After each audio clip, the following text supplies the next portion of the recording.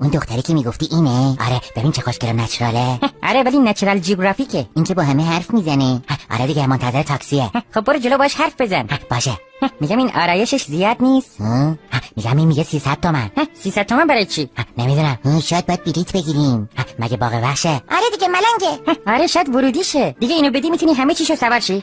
فکر نکنم. دوستم دوست دختر داره هیچی نداد. اون احتمالاً پرداخت در اون برنامه‌ای داره.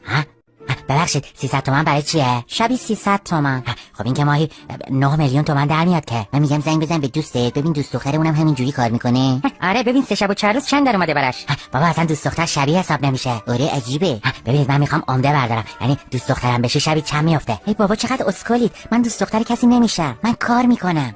خب ما هم کار میکنیم. بابا من دوست دختر کوتاه مدتم.